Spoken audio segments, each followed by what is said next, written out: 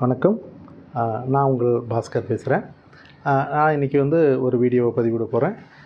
அந்த வீடியோவை எப்படி இருக்கும்னு நான் நம்புகிறேன்னா, என்னோடய ஆவணப்படமாக இருக்கும் அப்படின்றத நான் முழுமையாக நம்புகிறேன்.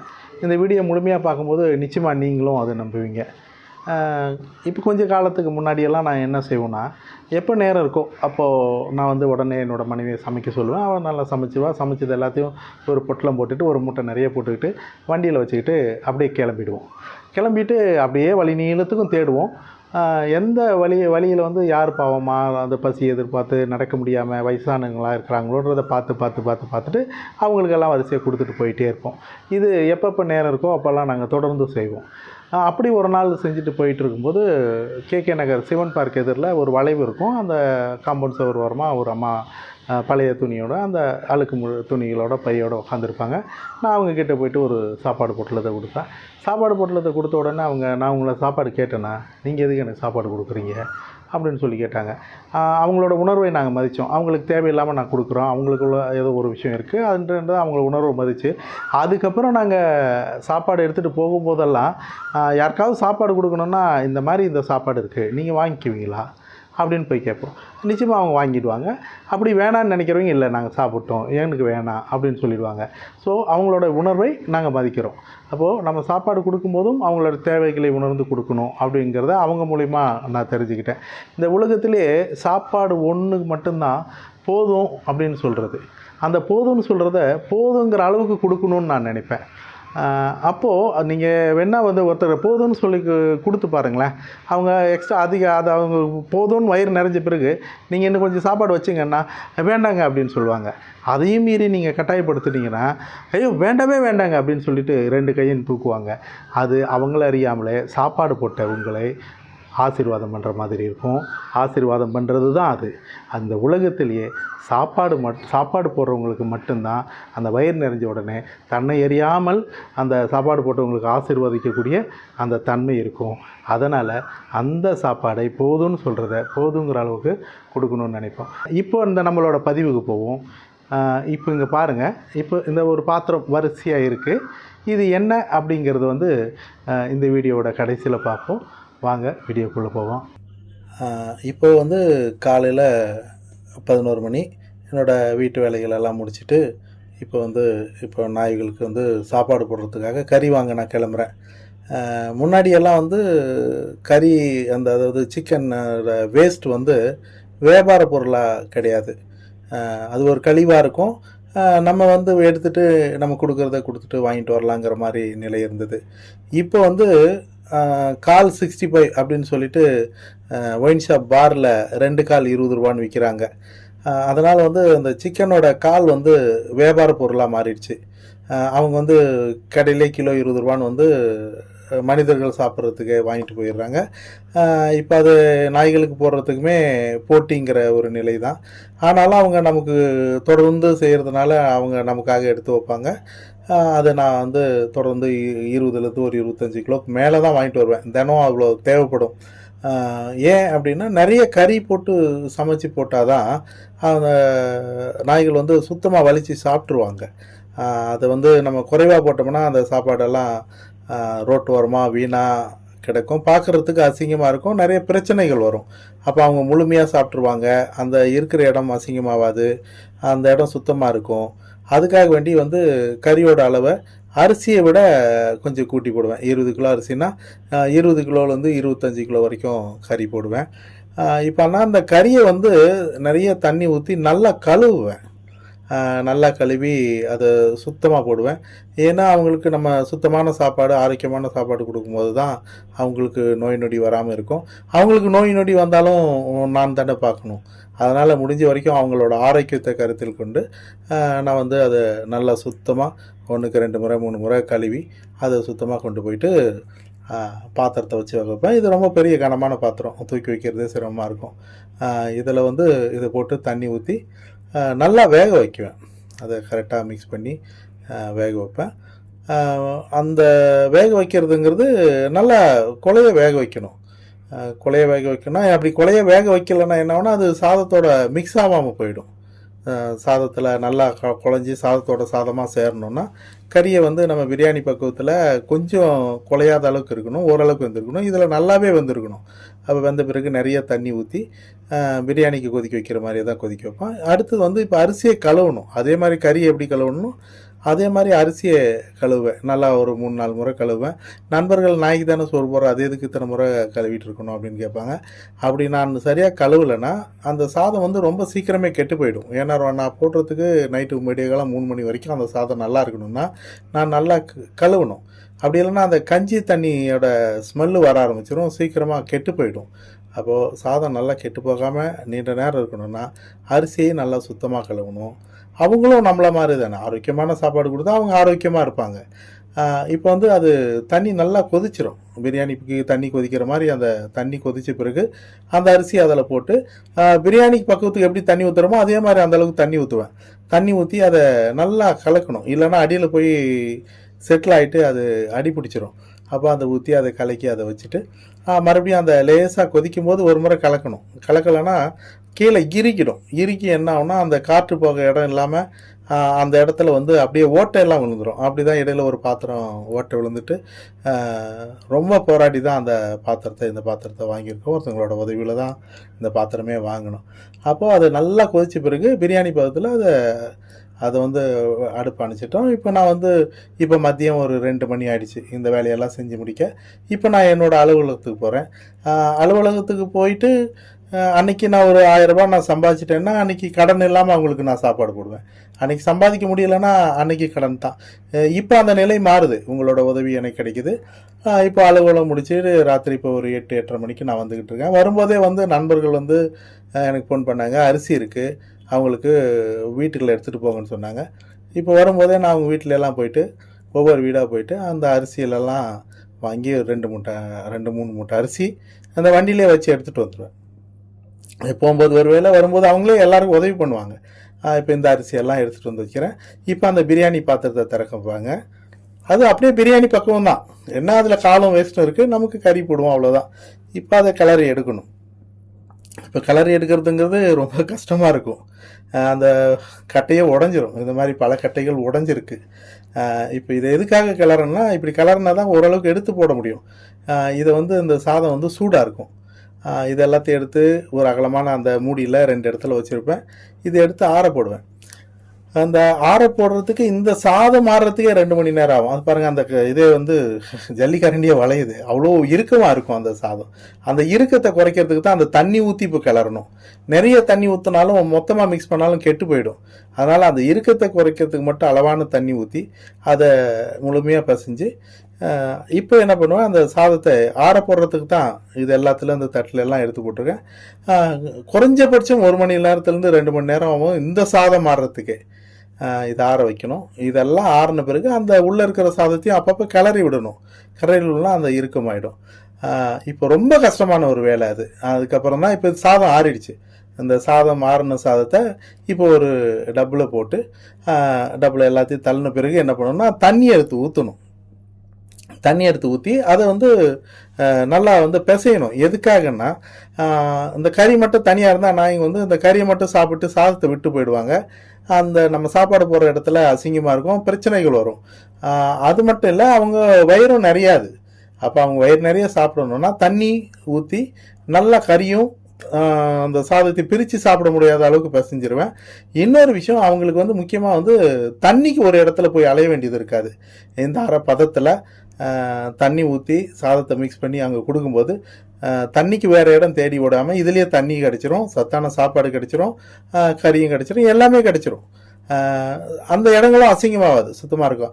இப்போ இடையில கூட ஒரு டாக்டர் பாக்தா அப்படிங்கிறவர் வந்து எனக்கு சொன்னார், நீங்கள் செய்கிற பதத்தில் அந்த நாய்க்கு இந்த சாப்பாட்டோட ருசி தெரியும், நீங்கள் கொடுக்குறது பெஸ்ட்டு ஃபுட்டு, ஆரோக்கியமான ஃபுட்டு, ஹோம் ஃபுட்டு, இப்படி தான் கொடுக்கணும் அப்படிப்பாரு. இது இப்போ அடுத்த ரவுண்டுக்கு வந்து நான் வந்து இதை நல்லா கலக்கிடணும். மறுபடியும் கிளறி விட்டும்போது நெஞ்சு வலியே வந்துடும், அவ்வளோ கஷ்டமாக இருக்கும், இறுக்கமாக இருக்கும். இதை கிளறி மட்டும் இல்லாமல் இதை அடுத்த சுற்றுக்கு வந்து நான் மறுபடியும் அந்த சாதத்தை ஆற வச்சுட்டு போகணும்.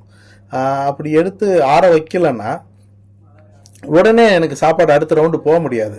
அப்போ இந்த சாப்பாடு எடுத்துகிட்டு அடுத்த ரவுண்டுக்கான சாதத்தை நான் ஆற வச்சுட்டு இப்போ இங்கேருந்து கிளம்பி போவேன் சாப்பாட்டுக்கு. கிளம்பி போயிட்டு இப்போது ஒவ்வொரு இடமா நான் சாப்பாடு போட போகிறேன். அது அவங்களோட இந்த உழைப்பெல்லாம் எதுக்காகங்கிறத நீங்கள் பாருங்களேன். இப்போ வந்து நான் சாப்பாடு போடுற பகுதியில் பக்கத்தில் இருக்கிற லட்சுமி நகருக்கு போகிறோம். அங்கே பாருங்களேன், இந்த குட்டியோட ஓட்டத்தை பாருங்களேன். என் வண்டி வரும்போது எங்கேருந்தோ ஓடி வருது. இந்த சந்தோஷம்தான் நமக்கு இந்த இவ்வளோ உழைப்பை மறக்க வைக்குது. இந்த உழைப்புங்கிறது வந்து இவ்வளோ பெரிய வேலையை என்னோட மனைவியோட உதவியோடு தான் நான் செய்கிறேன். 2 பேருமே விருப்பத்தோடு செய்கிறோம். அந்த விருப்பத்தோடு செய்கிறதுனால தான் இவ்வளோ பெரிய விஷயத்தை நாங்கள் தனியாக செய்ய முடியுது, இல்லைன்னா செய்ய முடியாது. இதுக்கு காரணம் என்ன அப்படின்னா, அந்த விருப்பம் வர்றதுக்கான காரணம் என்னென்னா என்னோட அப்பா தான். சின்ன வயசில் நான் வந்து சாப்பிட ஆரம்பிக்கும் போதே அப்பா வந்து தட்டை வலித்து சாப்பிடக்கூடாது அப்படின்னு சொல்லுவார். ஒருவேளை மறந்து சாப்பாடை தட்டை வலித்து மொத்த சாப்பாடும் சாப்பிட்டா அடிப்பார். கடைசி வாய் சாப்பாடு நாய்களுக்கு வைக்கணும் அப்படின்னு சொல்லுவார். அந்த சாப்பிட்டு அந்த கடைசி வாய் நாய் அந்த சாப்பாடை வந்து கொண்டு போய் வெளியில் இருக்கிற நாய்க்கு வச்சுட்டு வந்து அதுக்கப்புறம் தான் கை கழுவணும் அப்படின்னு சொல்லுவார். அது சிறு வயது முதலே வந்து அந்த பழக்கம் வந்துடுச்சு. அப்போ அந்த சாப்பிடணும்னா அவங்களுக்கு தன்னை சார்ந்து இருக்கிற ஒரு ஜீவனுக்கு நம்ம உணவளிக்கணும். நம்மளே உணவளிக்கணும்னா அதுக்கு யார் உணவளிப்பாங்க? அதனால் வந்து அது அப்பா வந்து அடிப்படை பழக்கமாகவே சொல்லி கொடுத்துட்டாரு. அப்பத்துலேருந்து வந்த பழக்கம் தான் நான் வந்து சின்ன வயசுலேருந்தே சாப்பிடாம கொண்டு வரேன். இப்போது அந்த சாப்பாடு போடுறது கூட முதல்ல இந்த பகுதியில் 2 நாய்க்கு தான் நாங்கள் சாப்பாடு போட ஆரம்பித்தேன். அந்த 2ங்கிறது என்ன ஆயிடுச்சுன்னா, இப்போ இங்கே 2 நாய் சாப்பிட்டுட்டு இருக்கும்போது அந்த பக்கம் ஒரு 2 நாய் பார்த்துட்ருக்குன்னா அதுவும் பசிச்சுட்டு தானே பார்த்துட்ருக்கு, அதுக்கு யாராவது போட மாட்டாங்களான்னு தானே இருக்கும்.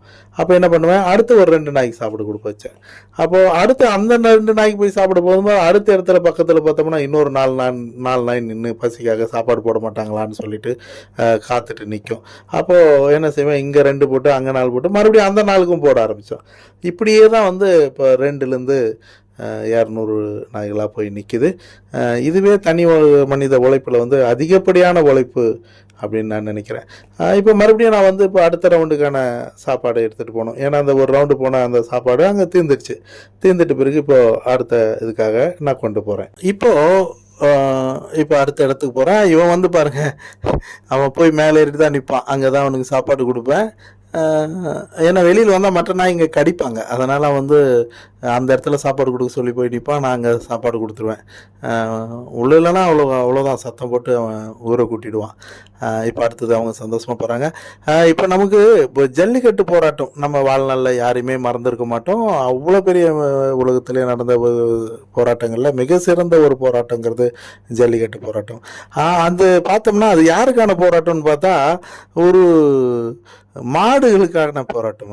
அது காரணம் என்னன்னா, நம்மளோட வாழ்வியோட நம்மளோட ஒன்று சேர்ந்த ஒரு உயிரினம், அதுக்கும் நமக்குமான தொடர்பு, அது கூட இருக்கிற நமக்கான பந்தம், அதுக்கான ஒரு சந்தோஷமான ஒரு விஷயம். அப்போது மனிதர்களுக்காக நடந்த போராட்டம் இல்லை, அது ஜல்லிக்கட்டுக்காக ஒரு மாடுகளுக்காக நடந்த ஒரு போராட்டம். அப்போ அதில் என்ன புலப்படுதுன்னா, நம்மை சார்ந்து வாழக்கூடிய ஒரு உயிரினத்துக்கும் நம்ம போராடுவோம். அதுதான் ரொம்ப முக்கியமான விஷயம். அந்த போராட்டத்தில் நான் என்ன நினச்சேன்னா, அந்த போராட்ட காலத்தில் இருக்கிறவங்களுக்கு வந்து எல்லாரும் சிற்றுண்டி கொடுக்குறதுக்கு முன்னாடி நம்ம ஒரு நாள் கொண்டு போய் எல்லாருக்கும் சாப்பாடு கொடுக்கணும்னு சொல்லி ட்ரை பண்ணுறோம். அப்போ நாங்கள் எல்லோரும் சேர்ந்து இரவு முழுக்க உணவு சமைச்சு அதை நாங்கள் எடுத்துகிட்டு 3 மணிக்கெல்லாம் கிளம்பி விடிய காலம் 4 மணிக்கு நாங்கள் அங்கே போய் நிற்கிறோம். பார்த்து அசந்தே போயிட்டோம். எங்களுக்கு முன்னாடி 10-20 பேர் வந்து சாப்பாடு கொடுத்துட்ருக்காங்க. அதுதான் நம்ம தமிழனும். தேடி போய் உணவளிப்பது. அது எங்கே இருந்தாலும் எந்த வயிறையும் பசிக்க விட மாட்டோம். பசிச்சிருக்க பார்க்க மாட்டோம். அதை தேடி போய் உணவு கொடுப்போம். தேடி போய் உணவு கொடுத்துக்கிட்டு இருக்காங்க. இன்றைக்கும் கொடுப்பாங்க, நாளைக்கும் கொடுப்பாங்க. அதுதான் நான் அந்த முழுமையாக நம்புகிறேன். நம்மளோட மனித இனத்தில் வந்து நம்ம வந்து சாப்பாடு கொடுக்கறத நிறுத்தப்பட்டோம். இப்போ உணவு தீர்ந்துடுச்சு. இப்போ நான் அடுத்த பகுதிக்கான உணவு எடுத்துகிட்டு போகிறதுக்கு தான் நான் வந்து இப்போ உணவு எடுத்துகிட்டு கிளம்புறேன். இப்போ நான் வந்து நம்மை சார்ந்து வாழக்கூடிய ஒரு உயிரினத்துக்கு தான் நம்ம சாப்பாடு கொடுக்குறேன். ஏன்னா அதுக்கு நம்ம விட்டால் வேறு யாருமே இல்லை. ஒரு முக்கியமான பதிவை இதில் நான் பதிவிடுறேன். சிறப்பும் நாய்களுக்கு நம்மால், அதே மாதிரி அவல நிலையும் நம்மால் தான் வந்திருக்கு. மனிதனை நம்பி ஏமான்ற ஒரு உயிரினமும் நாய் தான். மனிதனால் உயரிய இடத்தில் வைக்கப்பட்டிருக்கிறதும் நாய் தான். நாய்களை வந்து எவ்வளோ பாசமாக, எவ்வளோ செல்லமாக, எவ்வளோ உயரிய இடத்துல குழந்தைகளுக்கு மேலாக வச்சுருக்காங்கங்கிறதெல்லாம் வந்து நம்மால் அவங்களுக்கு கிடைச்ச சிறப்பு. அதே மாதிரி மனித இனத்தை நம்பி ஏமாந்து நடுத்தருவுக்கு வந்தது வந்து அது நாய் இனம் தான். ஆதி காலத்தில் வந்து காட்டில் வந்து அது ஒரு காட்டு விலங்காக தான் இருந்தது. அந்த காட்டு விலங்குகள் வந்து மனிதன் போய் காட்டுவாசியாக இருந்தப்ப ஒவ்வொரு விலங்கும் மனிதனோட நெருங்குது. மனிதன் வந்து அந்த விலங்குகளை பக்குவப்படுத்துகிறான்.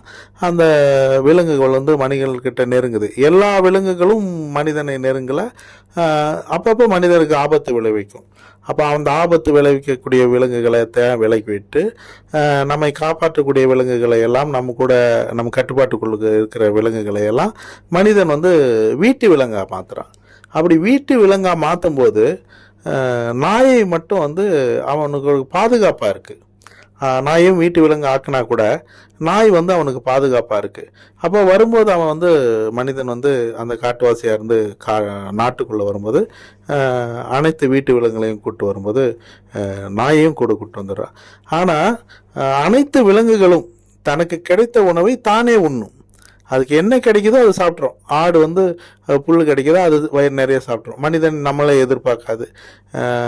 மாடு அதே மாதிரி தான். அதுக்கு என்ன கிடைக்குதோ அதை உடனே சாப்பிட்றோம். நம்ம வந்து கொடுக்கணுன்னோ இல்லை அதை எடுத்துகிட்டு வந்து நமக்கோ கொடுக்காது. ஆனால் நாய் மட்டும்தான் போய் வேட்டையாடும். மனிதன் சொல்ல கட்டுப்பட்டு போய் வேட்டையாடும். வேட்டையாடி அது என்ன கிடைக்குதோ அது கொண்டு வந்து நம்ம மனிதன்கிட்ட கொடுத்துரும். அப்போ மனிதன் அதை சமைச்சு உண்டு மிச்ச மீதி அதுக்கு கொடுத்தா தான் உண்டு. அது தனக்கு கிடைக்கிற உணவை தானே உண்ணாது. அப்போது நம்ம எப்போ கொடுக்குறோமோங்கிறதுக்காக அது வேட்டையாடிட்டு வந்த உணவையே நம்மக்கிட்ட கொடுத்துட்டு நம்ம எப்போ கையிலேருந்து போடுவோமோ நம்ம கையை எதிர்பார்த்துருக்கோம். ஸோ அப்படி நம்ம கையை எதிர்பார்த்து ஏமாந்த ஒரு உயிரினம்னா அது வந்து நாய் தான். அதனால் வந்து அதுக்கு நம்ம கடமை, அதாவது நமக்கு சாப்பாடு போட வேண்டியது நம்மளோட கடமை தான். இப்போவுமே அப்படி தான். அதுக்கான உணவை அது சாப்பிடாது. நம்ம கொடுத்தா தான் சாப்பிடும். அப்போ நம்ம கையை எதிர்ப்போம். சாயங்காலம் நீங்கள் வந்து அப்படியே ராத்திரி போகும்போது நீங்கள் ரோட்டு ஓரம் பாருங்கள். பகலெல்லாம் எங்கேயாவது சுற்றிட்டு ராத்திரி யாராவது சாப்பாடு போட்டு போட்டாங்கன்னு எல்லா நாயும் வரிசை கட்டி ரோட்டு ஓரமாக அங்கங்கே உட்காந்துருக்கும். அதே மாதிரி தான் இன்னொரு விஷயம் என்னென்னா, நாய்களுக்கு நம்ம சாப்பாடு கொடுக்கணும். அப்படி கொடுத்துட்டோம்னா என்ன ஆகும்னா அது ஒரு ஓரமாக போய் தூங்கிடும். அப்போ சமீபத்தில் கூட ஒருத்தர் சொன்னார், நீங்கள் நாய்க்கு சாப்பாடு போடுறதுனால தான் இங்கே ஒரே சத்தமாகவும் பிரச்சனையாக இருக்குது அப்படின்னு சொன்னார். ஆனால் அப்போ நான் அவர்கிட்ட சொன்னேன், நான் சாப்பாடு கொடுத்தாவது சாப்பிட்டு ஒரு ஓரமாக தூங்கிட்டோம். சாப்பாடு கொடுக்கலாம் அது ரோட்லேயே நின்றுட்டுருக்கோம், மற்றவங்களுக்கு தொந்தரவாக இருக்கும்னா. அப்போ அவர் சொன்னார், நீங்கள் சொல்கிறது வந்து 100க்கு 100 உண்மை. சாப்பிட்டுடுச்சானா அது ஒரு ஓரமாக போய் படுத்துக்கும். சாப்பிடலைன்னா யாரை போடுவாங்கன்னு சொல்லிட்டு நின்றுட்டுருக்கோம். இவங்க யாராவது கல்லை வச்சு அடிப்பாங்க, அது ஒருத்தங்களை கிடைக்கும், பல பிரச்சனைகள் வருது. நீங்கள் சாப்பாடு போடுறது நல்ல விஷயம் தான், நீங்கள் சாப்பாடு போடுங்க அப்படின்னு சொல்லிட்டு போனார். ஸோ அப்போது இதுதான் நமக்கும் அவங்களுக்குமான இருக்கிற உறவு. நம்மளை விட்டு அவங்களுக்கு வேறு யார் இருக்காங்க? நிச்சயமாக கிடையாது. இன்னொரு விஷயம் என்னென்னா, அவங்கவுங்க வீட்டில் கிடைக்கிற அந்த ஒரு வாய் சோறோ 2 வாய் சோறோ ஒரு வெளியில் ஒரு சின்ன பேப்பரையோ ஒரு ஏதோ ஒன்று வச்சு மிச்ச மீதி அந்த ஓரம் வச்சு விட்டுட்டா அங்கங்கே இருக்கிறவங்க சாப்பிட்டுக்குவாங்க. அப்போ இதுக்குன்னு ஒருத்தங்க தனியாக சாப்பாடு போட வேண்டிய அவசியம் இல்லை. எல்லா தெருவிலையும் எந்த தெருவிலுமே ஒரு 10 நாய்க்கு மேலே இருக்கிற மாதிரி எனக்கு தெரியல. அந்த ஒரு 10 நாய்க்கு அங்கே ஒரு 20 குடும்பம் இருக்குன்னா ஒரு 20 வாய் சாப்பாடு போட்டால் அவங்க நிச்சயமாக சாப்பிட்ருவாங்க, அவங்க வாழ்ந்துருவாங்க. இன்னொன்று அந்த தெருவுக்கு பாதுகாப்பாக இருப்பாங்க. அந்த புது ஆளுங்க யார் வந்தாலும் அவங்களோட குறைப்பாங்க. சமீபத்தில் கூட ஒருத்தங்க வீட்டுக்கு திருடங்க வந்திருக்காங்க. அந்த நாய் குலைக்க போய் அவங்க அந்த நாயை வெட்டிட்டாங்க. ஆனால் அந்த வெட்டுப்பட்ட நாய் கூட ஓடலை, அந்த குலைச்சி கடைசியில் அந்த திருடன் வந்து அந்த இடத்துல திருடாமல் போயிருக்கான். அப்படி நமக்காக அவங்க பாதுகாப்பாக இருப்பாங்க. அவங்களுக்கு நம்ம உணவளிக்க வேண்டியது நம்மளோட கடமை. இப்போ நான் வந்து அடுத்த சுற்றுக்கான சாப்பாடு எடுக்க ஆரம்பிச்சிருக்கேன். இது வந்து 4வது சுற்று. இப்போது ஊரில் கிராமங்களில் வந்து எப்படின்னா, விளைபொருளை வந்து பசிக்கு எடுத்து சாப்பிட்டா தப்பு கிடையாது. இப்போ போயிட்டே இருக்கான், ஒரு கேழ்வரகு தோட்டத்தை பார்ப்பான், டப்புன்னு 2 நல்ல முத்தின கதிரை பார்த்து 2 அறுத்து அவன் நுமுட்டி ஊதி சாப்பிட்ருவான். அப்படி போவான், ஒரு பப்பாளி பழம் பழுத்திருக்கும். அது யார் மரமாக இருந்தாலும் அவனுக்கு பசி அப்படின்னு சொன்னுச்சுன்னா அங்கேயே எடுத்து உடனடியாக சாப்பிட்ருவான். அது தப்பு இல்லை, அது திருடு இல்லை அப்படின்னு சொல்லுவாங்க. பசிக்கு சாப்பிட்ற எதுவுமே திருடு இல்லை.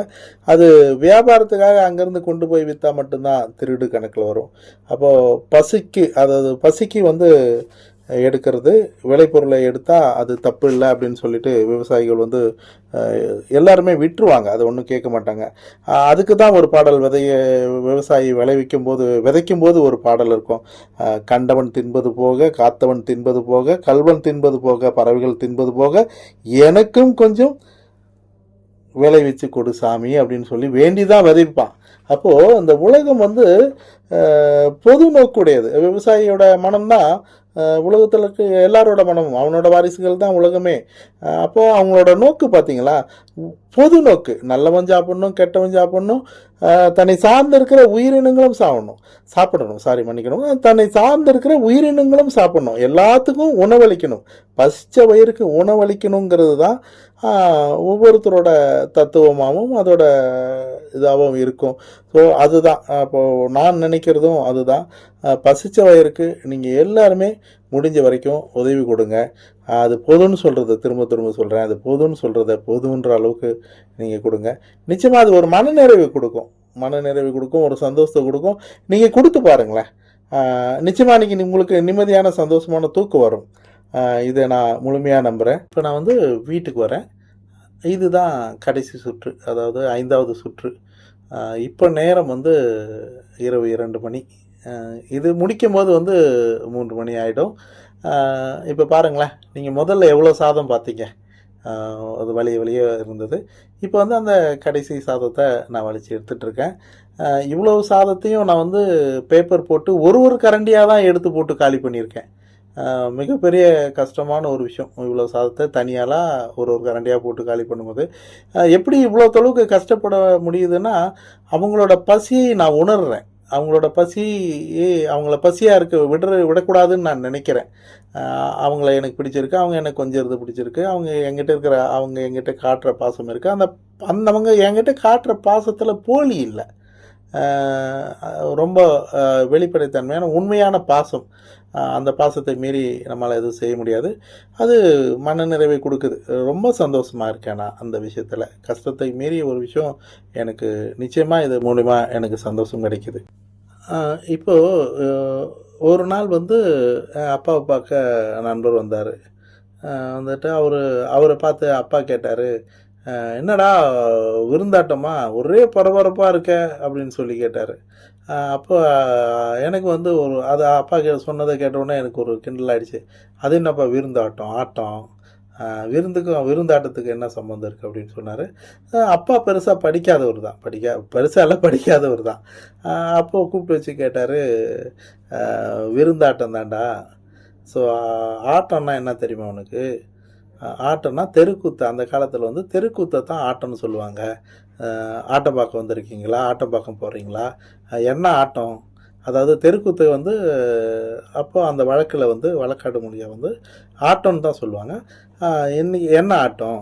அர்ஜுன தபசா, கர்ணனா அப்படின்னு சொல்லிட்டு அந்த ஆட்டத்தோட பேரை சொல்லுவாங்க, என்ன ஆட்டம்னு சொல்லிட்டு.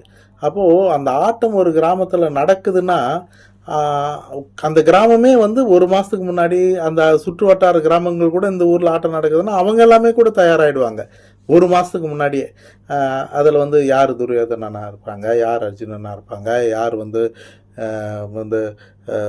பப்புனா இருப்பாங்க அப்படிங்கிற அந்த கேரக்டரை கூட யார் இருப்பாங்க, யாராருனால யார் பெண் வேடம் போடுறாங்க அப்படிங்கிறதெல்லாம் அந்த ஒரு வாரம், அந்த ஒரு மாதத்துக்கு முன்னாடியே அவங்க பயிற்சி எடுக்கும்போதுலேருந்தே அவங்க கற்பனையில் சந்தோஷமாக இருப்பாங்க. அந்த ஒரு நாளை அவங்க எதிர்பார்த்துட்டு இருப்பாங்க.